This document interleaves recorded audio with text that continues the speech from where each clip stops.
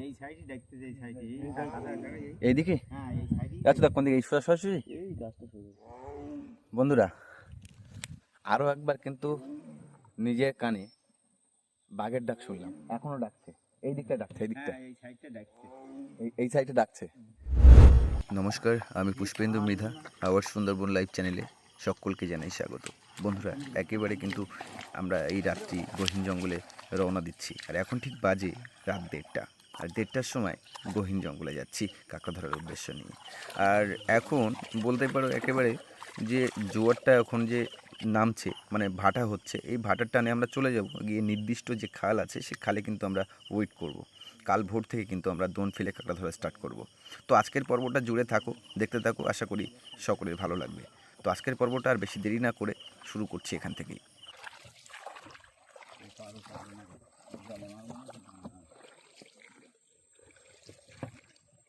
যাওয়ার পথে একটা ছোট্ট একটা জাল ফেলেছিলাম কিছু খাওয়ার মাছ নেওয়ার জন্য, সাদা মাছ।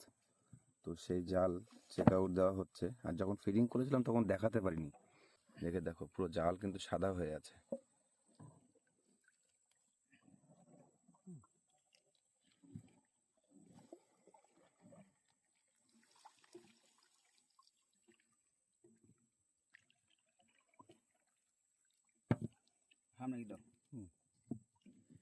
পুরো জাল জুড়ে কিন্তু মাছ। আর সামনে সামনে আটকানো মানে আটকানো। এদিকে মাছের পর মাছ কিন্তু বেঁধে ঝুলছে। এ তো অনেক কম পড়েছে, আরও পরে পুরো জাল সাদা হয়ে যায়। প্রচুর প্রচুর পরিমাণে এখানে কিন্তু পার্শে মাছ, চিংড়ি মাছও পড়েছে হালকা দেখছি। এই দিকটা জালে একটু বেশি মাছ পড়েছে, খয়রা মাছ থেকে শুরু করে পার্শে মাছ, চিংড়ি মাছ।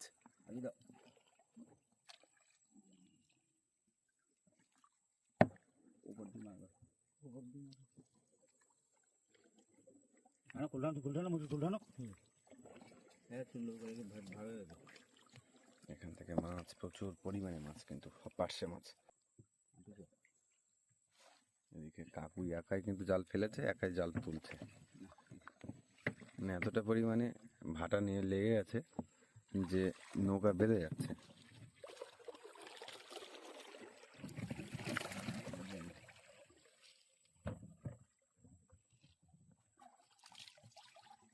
একবার মনে আছে কাকু এই খালে মানে পার্শে মাছের জাল ফেলে পুরো মাছে মাছে একাকার পুরো সাদা হয়ে গেছিল। আর আজকে বন্ধুরা আমাদের সেই একই টিমমেটরা আছেন ঠাকুর কাকু, আছেন বাচ্চুদা, এদিকে আছেন আমার বাটুল কাকু।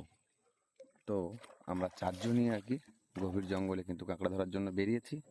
আর ঠিক রাত্রি 2টো পার হয়ে গেছে, 2:30টা ধরা যায়।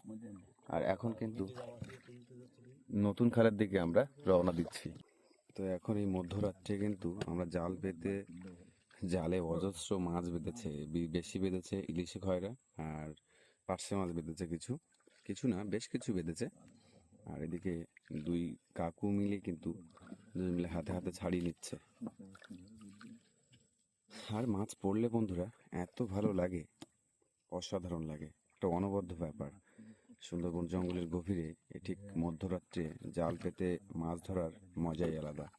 তবে হ্যাঁ, একটু কষ্টও হয়, যেমন জীবনের ভয় আছে তেমন প্রচুর পরিমাণে জঙ্গলের এক ধরনের পোকা, বাড়ি পোকা বলে আমাদের গ্রাম্য ভাষায়। এর মানে ইংলিশ নেম বা ভালো নেম কি আছে আমি জানি না। তো যেহেতু আমরা আমাদের আঞ্চলিক ভাষায় বলে, সে আঞ্চলিক ভাষায় বলার চেষ্টা করছি। বাড়ি পোকা এত পরিমাণে কামড় দেয়, পুরো সারা গা পুরো ফুলিয়ে দেয়। ওকে 1 কেজির মতো মাছ হবে না? 1 কেজি বেশি, 1 কেজি বেশি হবে না? বোঝা যাচ্ছে না, ড্রামের মধ্যে রাখা তো।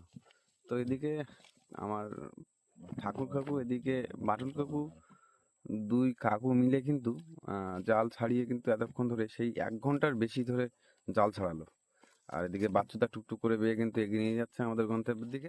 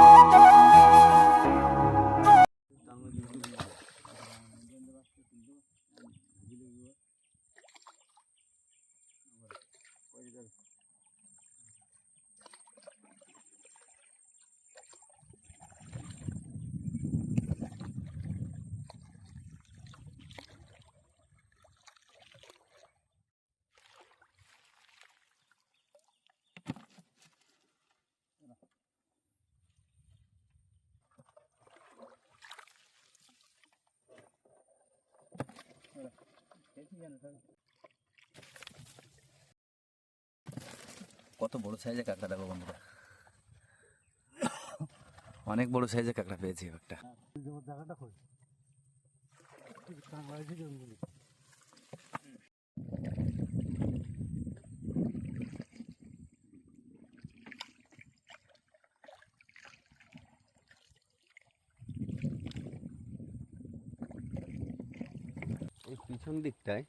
এই পিছন দিকটায় কিছু গাছ আছে, আর গাছের পিছন দিকটায় একটা বড় একটা চর আছে। যে চরটা দেখে মনে হচ্ছে বিশাল বড় একটা চর, মানে ফুটবল খেলার গ্রাউন্ড মনে হচ্ছে, এত বড় একটা এরিয়া নিয়ে একটা চর। আর সুন্দরবন গহীন জঙ্গল আলাদাই ব্যাপার, কোনো কথা হবে না। সুন্দরবন জঙ্গল নিয়ে কোনো কথা হবে না। আর সুন্দরবনের যে মেনলি যে চর আর যে গাছ দেখতে এত অসাধারণ লাগে, আর প্রকৃতির রূপটা দেয় আলাদা আলাদা সৌন্দর্য। সুন্দরবনের যে এইভাবে মাছ কাঁকড়া যারা মারতে আসে, প্রকৃতির নিয়মের যে সৌন্দর্য, সেই সৌন্দর্য তারাই একমাত্র উপভোগ করে। আর আমরা যারা বিদেশ থেকে, কলকাতা থেকে যারা আমরা সুন্দরবনে ঘুরতে আসি, তারা বেসিক একটা জায়গা দিয়ে আমরা কিন্তু বেরোই, কিন্তু মেনলি সুন্দরবনে যে ছোটো ছোটো যে খাঁড়ি, দেখার মতো অনবদ্য একটা জায়গা। আর একটা পাখি বসে বন্ধুরা, মানে কি বলবো, এত বড় বড় সাইজের পাখি দেখা যায় না।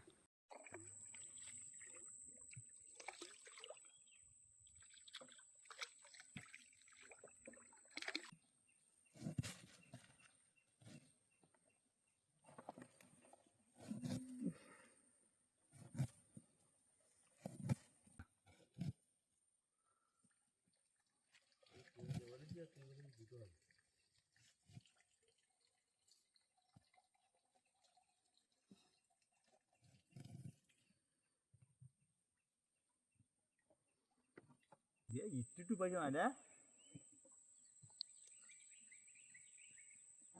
জাল দিলাম, একটা বাচ্চা জাল দিলাম, ওই দেবপা তুলে নিলাম কেজি গানির মতো হয়ে,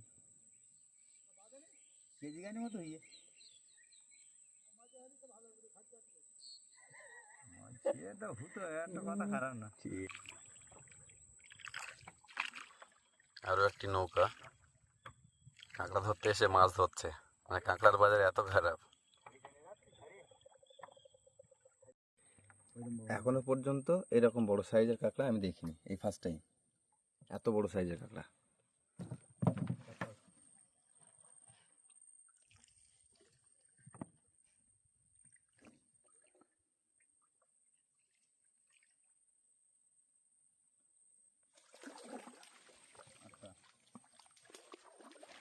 পরপর দুখানা কাঁকড়া।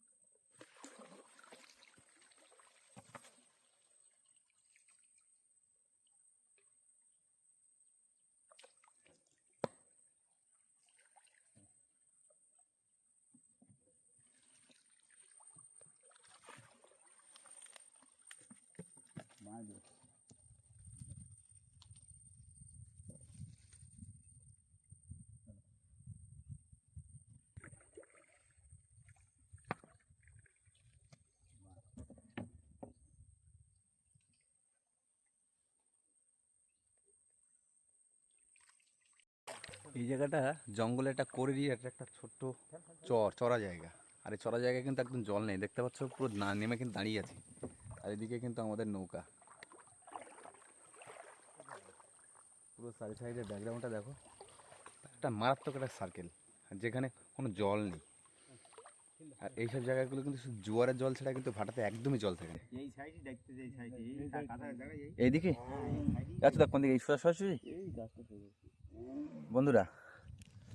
আরও একবার কিন্তু নিজের কানে বাঘের ডাক শুনলাম, এখনো ডাকছে, এই দিকটা ডাকছে, এই দিকটা, এই সাইডে ডাকছে, বাঘ ডাকছে, তোরা শুনতে পাচ্ছ? ও আর আবার ডাকছে কাকু। তো এইভাবেই কিন্তু আমরা কাঁকড়া ধরছি। একবার আমরা নান্টুর কলে পড়েছিলাম, হারিয়ে না এক গলা সমান জল, জল ঝাঁপিয়ে ছুটে আসতেছে। মানে জলের মধ্যে উড়ে উড়ে আসছে। হ্যাঁ, একদম লাফ দিয়ে লাফ দিয়ে জলের মধ্যে উড়েছে, মনে হচ্ছে একটা পাখি মতো উড়ে আসতেছে। আচ্ছা, মরিচ ঝাঁপি বেড়ে কি এইটা কি নান্টু শাসন করে? হ্যাঁ, নান্টু করে। মরিচ ঝাঁপি আদার মানে কি তোমার ওই মানে ওটা ভাড়ানি, বন্য ভাড়ানি। মানে পুরো জায়গাটা একাই শাসন করে, হ্যাঁ? হ্যাঁ হ্যাঁ। আর এখানে আর অন্য কোনো বাঘ দেখা যায়নি? না, তত নান্টুর মতো তো হিংস্র দেখা যায় না। মানে নান্টু নৌকা থেকে নাকি অ্যাটাক করে নাকি মানুষ নিয়ে চলে যায়? হ্যাঁ হ্যাঁ। কি আশ্চর্যজনক ঘটনা! বাঘের নাকি ভয় নেই, নৌকা থেকে অ্যাটাক করে নিয়ে চলে যাচ্ছে। আর নান্টুর মতো হিংস্র কিন্তু কেউ ছিল না। তবে নান্টুর নামটা শোনা যায় না। নান্টু যে কোথায় চলে গেল এই খবর কেউ বলতে পারে না। আমি অনেকের কাছে খবর নেওয়ার চেষ্টা করেছি, নান্টু কোথায়, নান্টু কোথায়, কিন্তু নান্টুর খবর কেউ বলতে পারে না। আর নান্টু হচ্ছে আমাদের রয়্যাল বেঙ্গল টাইগার। এবার বন্ধুরা আমরা ছোট্ট খাঁড়ির মধ্যে ঢুকছি, যে খাঁড়িটা দেখলে তোমাদের ভয়ে গা শিউরে উঠবে, এমন খালি ঢুকছি। আর সত্যি কথা বলতে এই সুন্দরবন জঙ্গল জীবন নিয়ে আর বলার অবকাশ থাকে না। সকাল থেকে এত প্রখর রোদ্দুর পড়ছে, মানে মাথা খারাপ হয়ে যাচ্ছে। সব মানে রাত্রি থেকে ভাবছি কখন দিনে মানে কখন সূর্যের আলো বেরোবে, কখন পরিষ্কার হবে। আর এখন যখন পরিষ্কার হয়েছে এত পরিমাণে রোদ্দুর যে বলার কোনো ভাষা নেই।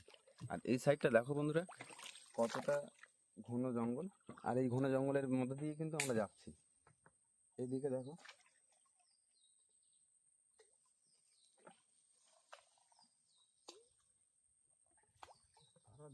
অসম্ভব একটা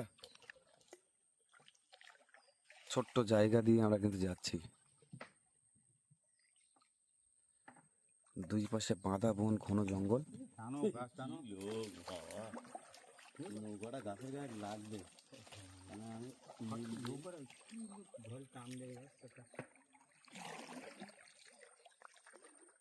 দুই সাইডে কিন্তু খোলসে গাছ একাকার, এদিকে খোলসে গাছ, এদিকে খোলসে গাছ, মানে মাঝখান দিয়ে ছোট্ট একটা চড়া জায়গা। আর এই চড়া জায়গাটায় কিন্তু বন্ধুরা একদম জল থাকে না।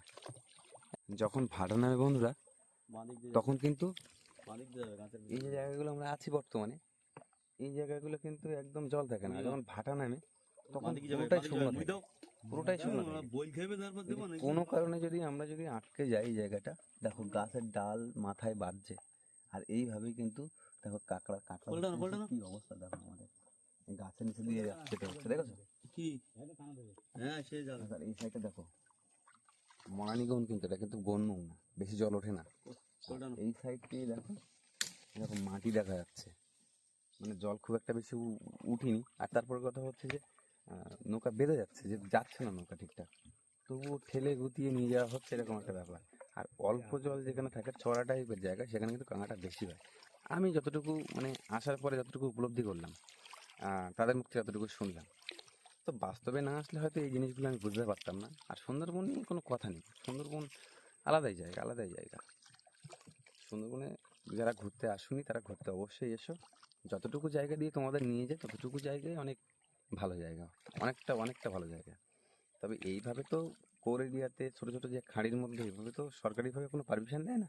তো যে জায়গাগুলো পারমিশন দেয় সেই জায়গাগুলো অনেক ভালো জায়গা, সেখানেও বাঘ দেখার চান্সেস থাকে। কিন্তু আমি সত্যি কথা বলতে এখনো কোনো দেখতে পাইনি। তো মানে কোরের মধ্যে ঢুকে জঙ্গলের মধ্যে হেঁটে আমার দেখারও দরকার নেই। আমরা সবাই যে এসেছি, 4 জন এসেছি, আমরা যেন সেফলি এখান থেকে কাঁকড়া সংগ্রহ করে যেন আমরা হাসি মুখে বাড়ি ফিরতে পারি, এটা হচ্ছে আমার কামনা। আর তারা যেন ভালোভাবে সুস্থভাবে যেন কাঁকড়া শিকার করতে পারে। আমার প্রথম ব্লগ কিন্তু বন্ধুরা সুন্দরবনের কাঁকড়া ধরা ভিডিও, ঠিক এইভাবে আমার প্রথম ভিডিও, আমার ফার্স্ট ব্লগ। আর সুন্দরবনের উপরে আমার আলাদা একটা মানে এনার্জি কাজ করে, আলাদা একটা ভালো লাগা কাজ করে। তো সেই জন্য সুন্দরবন গভীর জঙ্গলে আসা। আর সব থেকে বড়ো কথা যে হচ্ছে সুন্দরবনে জঙ্গলে এসে জঙ্গলের পরিস্থিতি সিচুয়েশান বোঝানো। আর সুন্দরবনের অধিকাংশ যে জেলে ভাইয়েরা মায়েরা যে কাঁকড়া শিকার, মধু সংগ্রহ করতে আসে, মাছ ধরতে আসে, তাদের সঙ্গে ঘটে যাওয়া কিছু ঘটনা তোমাদের সামনে শেয়ার করি। এটাই হচ্ছে মূলত ঘটনা। আর সব থেকে বড় কথা, যে গল্প আকারে যে মানুষগুলো বলে তারা কিন্তু মিথ্যা কথা বলে না, বাস্তব ঘটনা বলে, আর বাস্তব ঘটনাকে তোমাদের সামনে তুলে ধরে। তো বন্ধুরা, আজকের মতো কাঁকড়া ধরার কাজ আমরা এখানেই শেষ করলাম। আর ব্যাপারটা হচ্ছে যে কাঁকড়া ধরা শেষ করে কিন্তু আমরা ঘাটের দিকে রওনা দিয়েছি। কালকে রাত থেকে এখনও পর্যন্ত ঘুম হয়নি, চোখ জুড়িয়ে যাচ্ছে, বন্ধ হয়ে যাচ্ছে, এত ঘুম পাচ্ছে। তো ঘাটে গিয়ে কাঁকড়া বাঁধতে বাঁধতে দেখা হচ্ছে কতটা কাঁকড়া আমরা পেয়েছি। ফাইনালি বন্ধুরা আমরা কিন্তু ঘাটে পৌঁছে গেছি। আর এদিকে যা কাঁকড়া পেয়েছে এই 6 থেকে 7 কেজি হবে না কাকু? 7-8 কেজি হবে না? আর দেখো বিগ সাইজের কাঁকড়া কাকে বলে দেখো, ক্যামেরা সব ছোটোই লাগে বাট বড় বড় সাইজের কাঁকড়া। তো বন্ধুরা আজকের ভিডিও এখানে শেষ করছি, দেখা হচ্ছে নতুন কোনো ভিডিওতে। ততক্ষণ পর্যন্ত সবাই ভালো থেকো, সুস্থ থেকো, আর আমাদের ভিডিও দেখতে থেকো।